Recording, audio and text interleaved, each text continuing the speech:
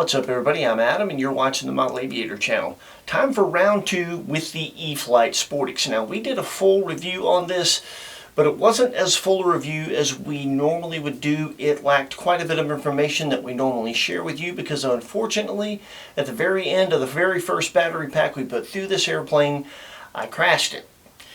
Due to a mistake I made in the setup taking pictures of the assembly. So long story, we detail that in the other video and in the comment section of that video. A lot of people wanted to know why we didn't show the crash. It's pretty simple, it wasn't on film. Heidi was checking the exposure of part of that first flight and I was continuing to try to get the airplane set up so we could actually do an actual demo. Well, now that we've got another one, we've done that, and this video is about giving you that updated information. We'll put a link in the description where you can check out our first review of this, where we detail all of the details and features of the Sportix. If you want to know about that, you can check that out in this one. We're going to give you our updated final setup, which we couldn't provide before. Now that we've got some time on the airplane, we have got the setup down the way we want it. We'll share that with you. We'll share some new demos, including some 3S footage, and we'll give you some updated flight impressions of this airplane, and then we'll give you some final thoughts, which are also updated. There's something that a lot of people are getting very wrong about the Sportix online. We want to kind of set that straight, so it's important that you watch that. Let's get into it. When it comes to setup, the manual is a great place to start. It will get you going, and it can really get you going and make that easy because the Sportix does have the smart transmitter file in the receiver, so when you bind it, you can either choose to use that or not. If you choose to use it, it will basically download a setup, or upload a setup I should say, into your transmitter that gives you a complete setup. Now we did that with the first airplane. That's what we were flying it on in our first review, and then we did it on this one and then decided to make a change after flying it. I did a factory reset. The way that that works, when you download that smart transmitter file, everything is set up, but it does limit the parameters that you can get into in forward programming on the AS3X Plus. You can activate advanced settings and you get some more settings, but you still don't get all of them. I wanted to kind of play around and monkey with all of them. I didn't reinvent the wheel, but we did make some changes here and there. And when you do a factory reset, it's as if you put a brand new receiver in the airplane, so you have to set it up from the word go, and that's the way we did it. Our setup pages will reflect our AS3X Plus settings, so we'll have that for you to look at. Now when it comes to increasing throw, we did go in the transmitter and increase our servo travel on all surfaces to increase throw somewhat. We made one mechanical adjustment on the elevator. We actually moved the ball link on the control horn in one hole from the outermost hole to the center hole to add a little bit of elevator throw in addition to adjusting the servo travel and increasing that in our transmitter. And we made one other change to get some more rudder throw. The hole that is in the rudder that allows the bar that attaches the two elevator halves to move inside that hole, we actually enlarged that with our X-Acto knife a bit. What we noticed is that the rudder was running into that. By enlarging that hole a little bit, we were able to get more rudder throw, and that made a big difference in the way the airplane flies, so you may want to do that with yours. So, coming up next is our full setup pages. Everything about our setup is there. We even put a watt meter on the airplane to show you how much power it's making and give you some watts per pound, so you can pause that, check that out. After that, we'll go right into the demo flying on 4S and 3S with some updated flight impressions. Then we'll meet you back here and we'll give you some final thoughts that you really need to hear. So enjoy the flying and we'll see you back here in a bit.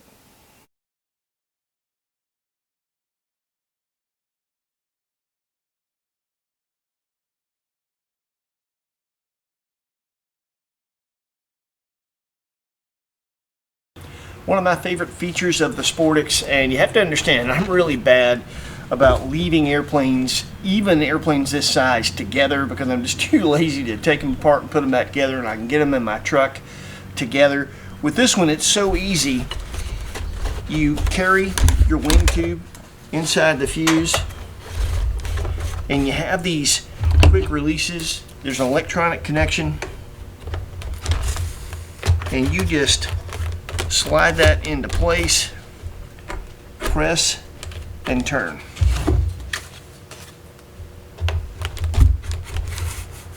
bring the other one home, press and turn, and that's it. Wings are on. I mean, I love that feature, and taking it apart happens just as fast.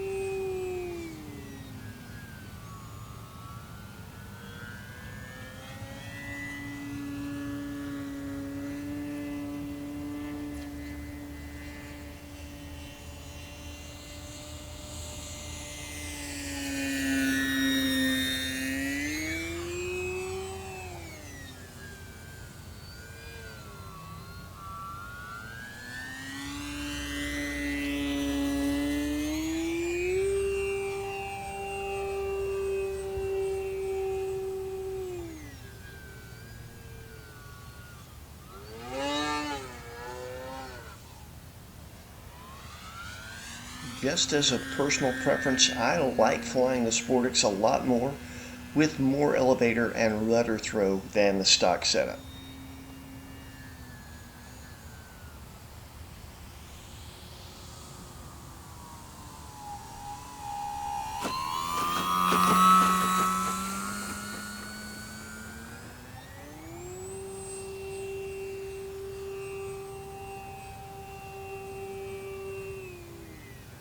On 4-cell, the Sportix makes 3D plane power.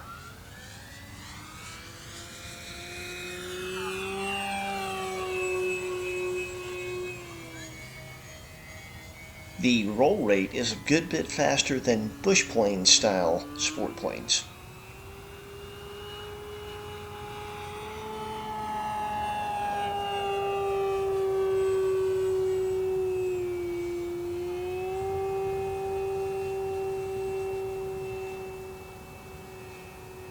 Taking the steps to add some extra rudder throw definitely enhances knife edge performance.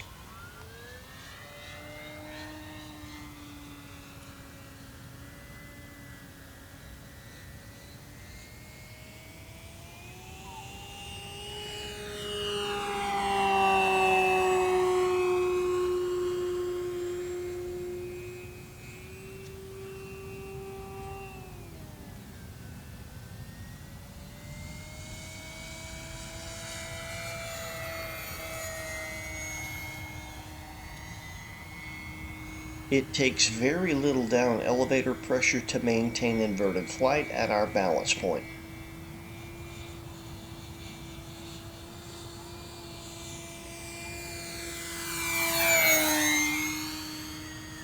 The full set of LEDs comes in handy on gray days like this. I especially like that tail light.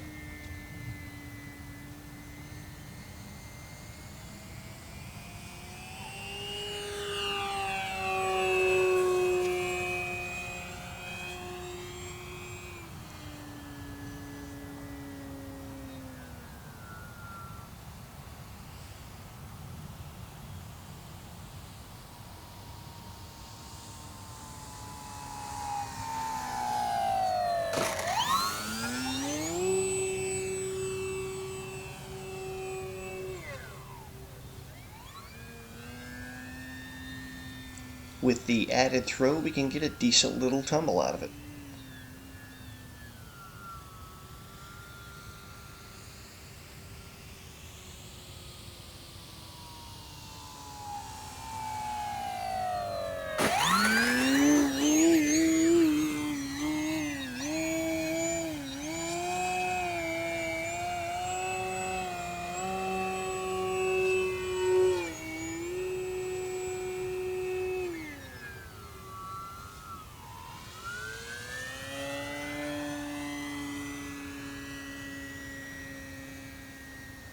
we do a little better hover for you in the bonus footage.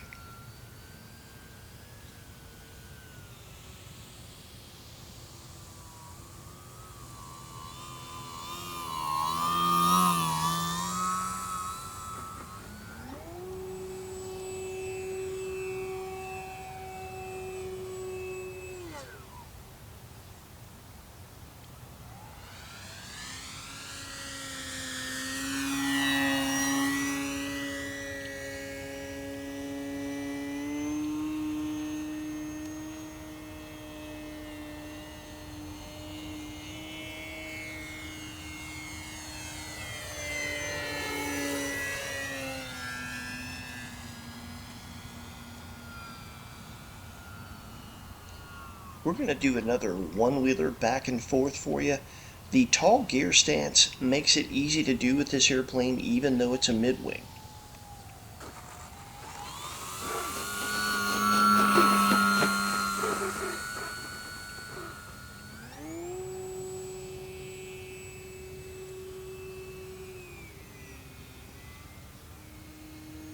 This is going to be a full speed pass on 4-cell.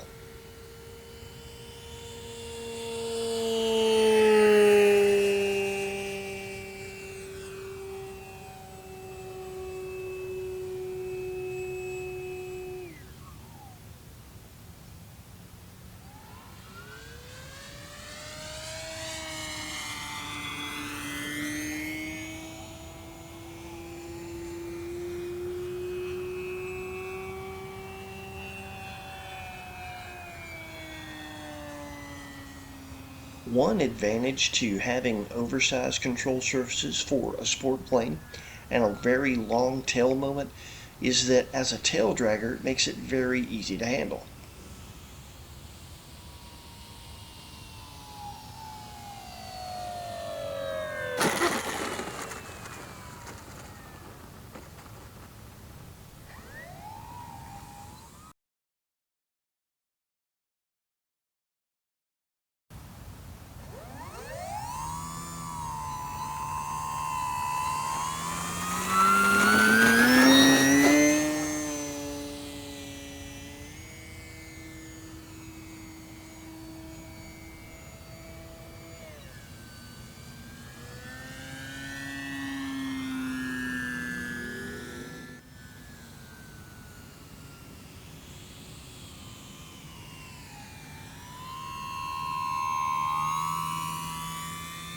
Sportix has a very wide speed envelope. You can slow it down very easily. It's very stable, slow. And when you give it the beans, it goes pretty fast, even on 3-cell.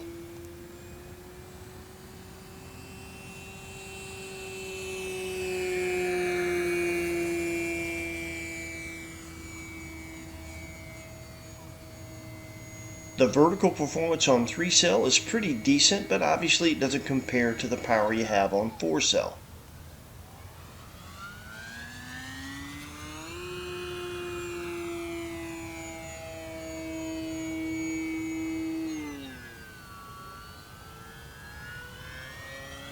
There's still enough power for most of the maneuvers you're going to want to do that don't require big, huge verticals.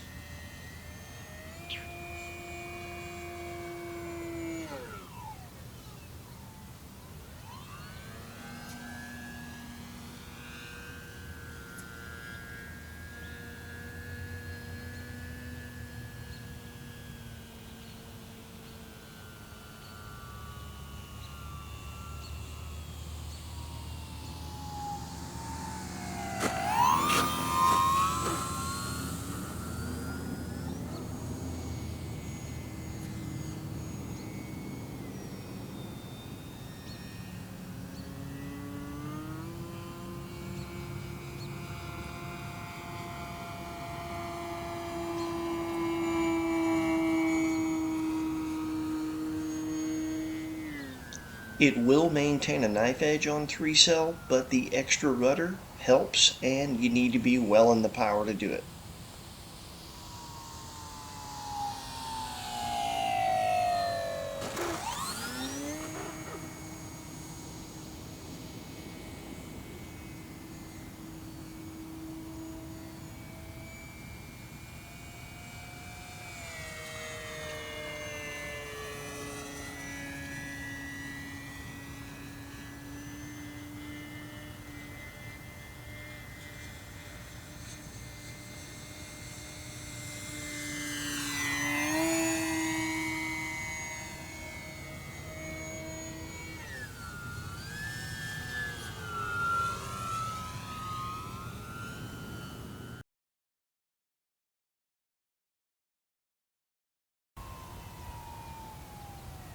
Here we're doing a power off 1G stall. I'm holding full back elevator. You can see the wings rock, but it never drops one. Very easy to recover.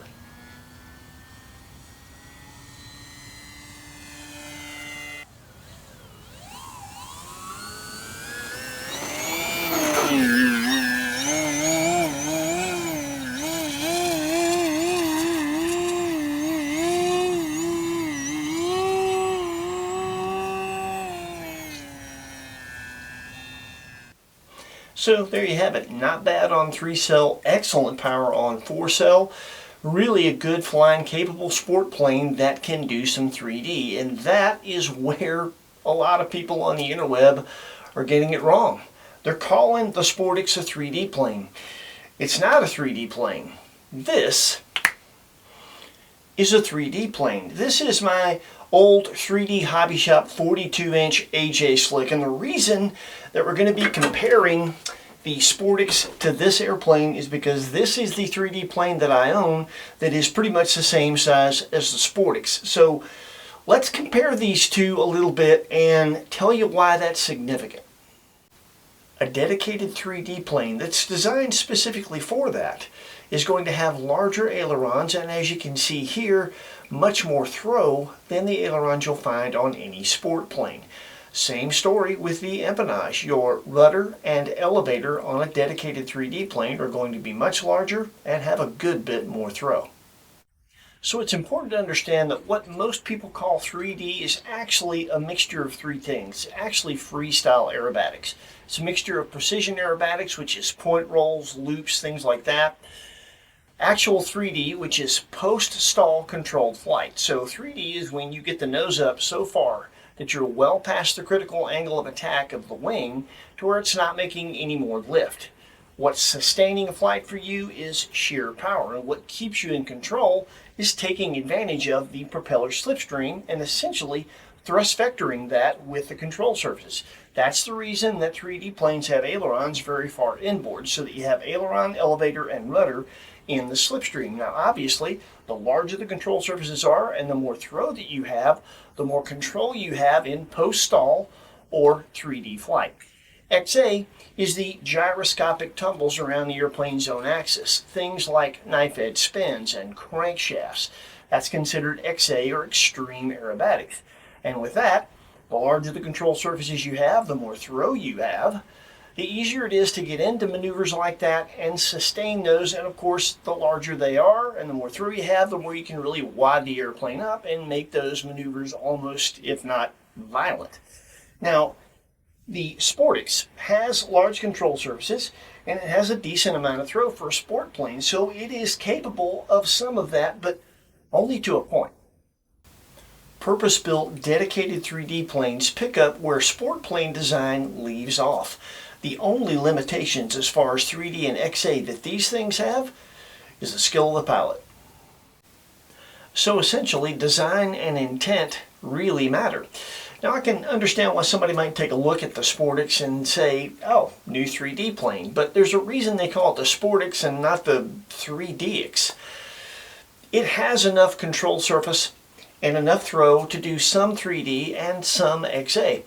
But it isn't enough to do everything that that genre has to offer, and it doesn't make any of it as easy for you as a dedicated 3D/XA plane will.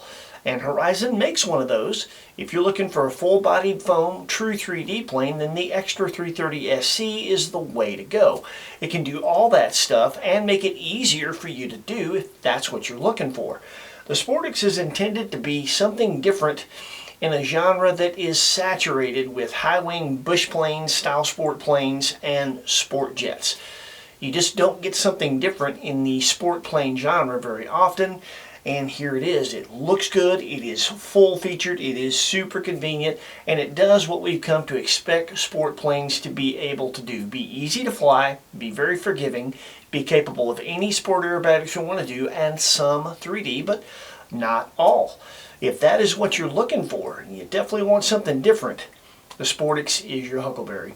We will put a link in the description where you can check this thing out. We'll also put a link in the description to the Extra 330 SC so you can take a look at that, see what the differences in the two are, and decide what is best for you. When you go through those links, it helps out our channel. When you do that, Heidi and I appreciate it. Thank you very much. That is it for us. Take care of yourselves. Happy flying. We'll see you next week with something cool with wings.